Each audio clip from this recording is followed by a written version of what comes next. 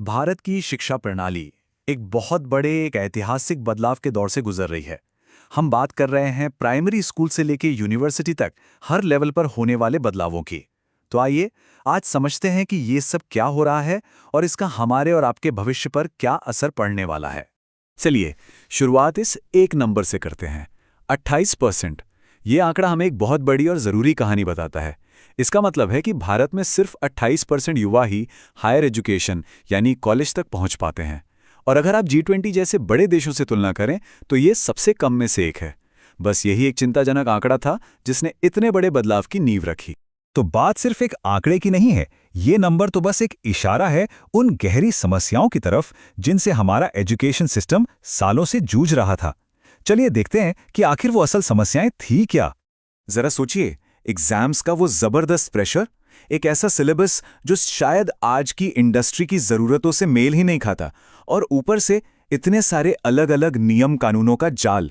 इन सब ने मिलकर एक ऐसा माहौल बना दिया था जहां स्टूडेंट्स पर दबाव तो बहुत ज्यादा था, लेकिन सीखने का जो असली मजा था वो कहीं खो गया था। तो इन्हीं पुरानी और उलझी हुई दिक्कतों को जड़ से बदलने के लिए एक बड़ा और साहसिक कदम उठाया गया, जिसका नाम है राष्ट्रीय शिक्षा नीति 2020। देखिए, ये सिर्फ कोई और सरकारी पॉलिसी नहीं है, बल्कि एजुकेशन को देखने का एक बिल्कुल नया नजरिया है। इसका सीधा सा मकसद है पढ़ाई को रट्टा मारने की मजबूरी से निकालकर सोचने, समझने और कुछ नया करने की आज़ादी देना। और हाँ, ये कोई रातों रात होने वाला बदलाव नहीं है। ये एक लंबी सोची समझी यात्रा है। 2020 में इसकी घोषणा हुई और अब धीरे धीरे एक एक करके इसे आने वाले कई सालों तक लागू किया जाएगा। तो चलिए सबसे पहले उस बड़े बदलाव की बात करते हैं जो पर्दे के पीछे हो रहा है, यानी हमारे हायर एजुकेशन को चलाने वाले पूरे सिस्टम को ही बदला जा रहा है। पहले की स्थिति कुछ ऐसी थी कि यूजीसी, एआईसीटीई, एनसीटीई जैसी कई अलग अलग संस्थाएं थीं और अक्सर इनके नियम आपस में टकराते थे, जिससे कन्फ्यूजन पैदा होता था। अब इस बिखरे हुए सिस्टम को एक साथ लाने की तैयारी है और इन सबकी जगह एक ही पावरफुल बॉडी बनाने का प्रस्ताव है, जिसका नाम है वीबीएसए।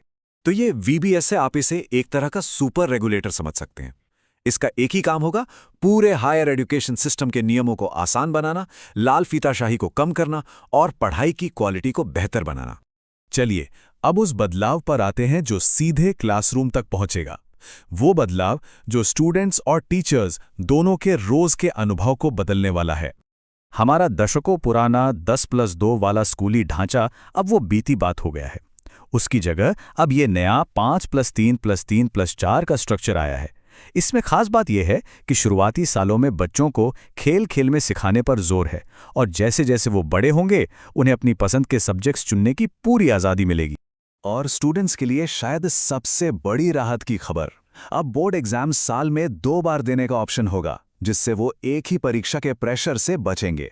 और तो और परख नाम की एक नई बॉडी ये पक्का करेगी कि एग्जाम रटने की क्षमता को नहीं, बल्कि आपकी असल समझ को टेस्ट करे। लेकिन ये सब बदलाव जमीन पर तब तक कामयाब नहीं हो सकते जब तक हमारे टीचर्स इसके लिए तैयार ना हो। और इसीलिए राष्ट्रीय परामर्श मिशन शुरू किया गया है, ताकि टीचर्स को इस नए सिस्टम के लिए जरूरी ट्रेनिंग और सपोर्ट लगातार मिलता रहे। इस पूरी कहानी में एक और बहुत बड़ा और दिलचस्प मोड़ है। अब भारतीय शिक्षा के दरवाजे पूरी दुनिया के लिए खोले जा रहे हैं। ये एक बहुत ही क्रांतिकारी कदम है।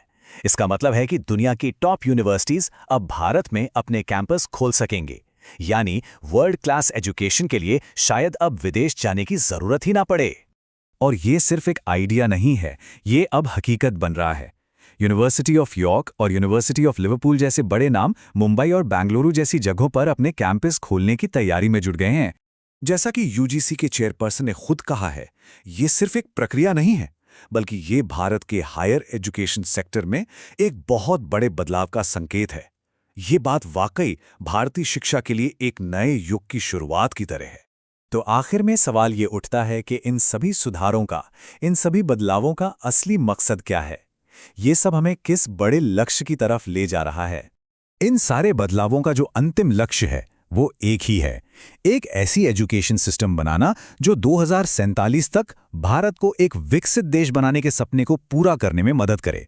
एक ऐसा भारत बनाना जहां के टैलेंटेड युवा बाहर नहीं बल्कि अपने ही देश को आगे बढ़ाने में अपना योगदान दे।